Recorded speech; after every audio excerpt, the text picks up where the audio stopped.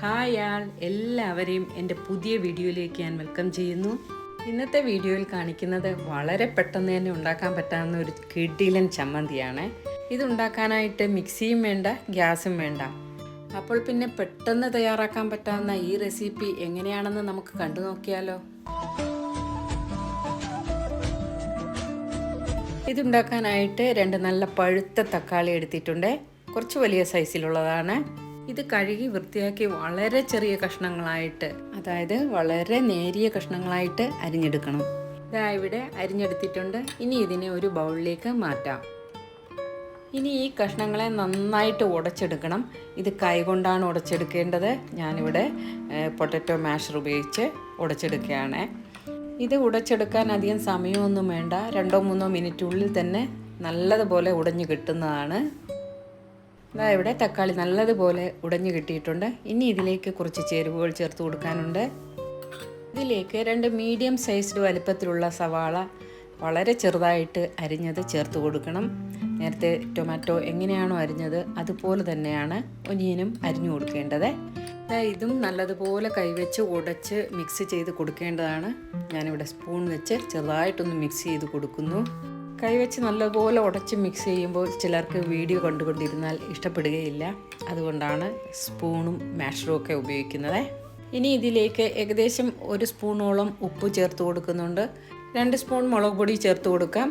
ഇത് കാശ്മീരി മുളക് പൊടിയും മിക്സ് ചെയ്താണ്. എന്നാലും എരിവ് കുറച്ച് മുമ്പിട്ട് നിൽക്കണം. അതുകൊണ്ട് 1.5 സ്പൂൺ എരിവുള്ള മുളക് പൊടിയും 1/2 സ്പൂൺ കാശ്മീരി മുളക് പൊടിയുമാണ് ചേർത്ത് കൊടുത്തത്. ഇനി ചേർത്ത് കൊടുക്കേണ്ടത് വെളുത്തുള്ളിയാണ്. ഞാനിവിടെ 3 മീഡിയം സൈസിലുള്ള വെളുത്തുള്ളി എടുത്തിട്ടുണ്ട്. അത് തൊലി കളഞ്ഞ് നന്നായിട്ട് ചതച്ചെടുക്കണം. വെളുത്തുള്ളി ഇതിലേക്ക് കൂടുതൽ ചേർക്കരുത്. ഈ 3 വെളുത്തുള്ളി തന്നെ ധാരാളമാണ്. കഴിക്കുമ്പോൾ വെളുത്തുള്ളിയുടെ ഒരു കുത്തൽ ടേസ്റ്റ് ഉണ്ടാകും. വീഡിയോ കണ്ടുകൊണ്ടിരിക്കുന്നവരോട് എപ്പോഴും പറയാറുള്ളത് പോലെ പറയുന്നു, ഇഷ്ടപ്പെടുകയാണെങ്കിൽ ഒരു ലൈക്ക് തരാൻ മറക്കരുത്. അതുപോലെ നിങ്ങളുടെ പ്രിയപ്പെട്ടവർക്കും ഈ വീഡിയോ ഒന്ന് ഷെയർ ചെയ്ത് കൊടുക്കുകയും വേണം. ഇതാ ഇവിടെ വെളുത്തുള്ളി നന്നായിട്ട് ചതച്ചെടുത്തിട്ടുണ്ട്. ഇനി ഇത് കൂട്ടിലേക്ക് ചേർത്ത് കൊടുക്കാം. ഇനി ചേർത്ത് കൊടുക്കുന്നത് 2 ടേബിൾ സ്പൂൺ വെളിച്ചെണ്ണയാണ്. ഇതിൽ ചേർത്ത് കൊടുക്കുന്നത് കഴിയുന്നതും വെളിച്ചെണ്ണയായിരിക്കണം. വെളിച്ചെണ്ണ കിട്ടിയില്ലെങ്കിൽ നല്ലെണ്ണ ചേർത്ത് കൊടുക്കാം. വെളിച്ചെണ്ണ ചേർത്താലാണ് കൂടുതൽ മണവും രുചിയും ഒക്കെ കിട്ടുന്നത്. ഇതിൽ ചേർത്തിരിക്കുന്ന മുളക് പൊടി കൂടുതലാണെങ്കിൽ, അതായത് എരിവ് കൂടുകയാണെങ്കിൽ കുറച്ചുകൂടി എണ്ണ ചേർത്ത് കൊടുക്കാം. നിങ്ങൾക്ക് എരിവ് കുറച്ചാണ് ഇഷ്ടമെങ്കിൽ അതുപോലെ മുളക് പൊടി കുറച്ചും ചേർത്ത് കൊടുക്കാം. എല്ലാം കൂടി ചേർത്ത് നല്ലതുപോലെ മിക്സ് ചെയ്തെടുക്കണം. ഒരു 2-3 മിനിറ്റ് എടുത്ത് വേണം ഇത് മിക്സ് ചെയ്യേണ്ടത്.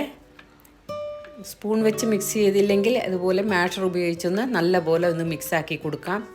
ഇതാ ഇവിടെ നല്ലതുപോലെ മിക്സാക്കി എടുത്തിട്ടുണ്ട്. ഇനി ഇതിലേക്ക് ഒരു ചേരുവ കൂടി ചേർത്ത് കൊടുക്കാനുണ്ട്. 1 ടേബിൾ സ്പൂൺ പുളിയുടെ പേസ്റ്റ് ഇതിലേക്ക് ചേർത്ത് കൊടുക്കാം. പുളി ചേർക്കണ്ടെങ്കിൽ ഇതിന് പകരമായിട്ട് ഒരു ചെറിയ സ്പൂൺ നാരങ്ങാനീര് ചേർത്ത് കൊടുക്കാം. നാരങ്ങാനീര് ചേർത്ത് കഴിഞ്ഞാൽ കുറേ കഴിയുമ്പോൾ അതിൻ്റെ ടേസ്റ്റിന് വ്യത്യാസം വന്നേക്കാം.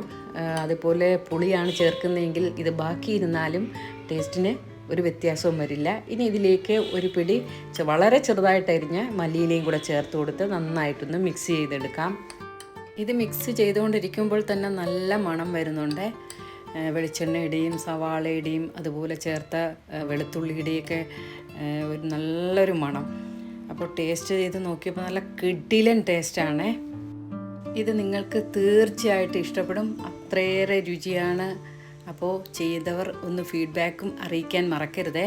ഈ ചട്നി ദോശ, ഇഡ്ഡലി, അതുപോലെ ചപ്പാത്തി എന്നിവയുടെ കൂടെ നല്ലൊരു കോമ്പിനേഷനാണ്.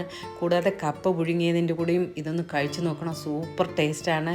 അപ്പോൾ വീഡിയോ ഇഷ്ടപ്പെട്ടവർ ലൈക്ക് ചെയ്യുക, ഷെയർ ചെയ്യുക. പിന്നെ പുതിയ വ്യൂവേഴ്സ് നിങ്ങളുടെ സപ്പോർട്ടും പ്രതീക്ഷിച്ചുകൊണ്ട് ഇനിയൊരു പുതിയ വീഡിയോ വരുന്നവരെ എല്ലാവരോടും സ്നേഹത്തോടെ ബൈ.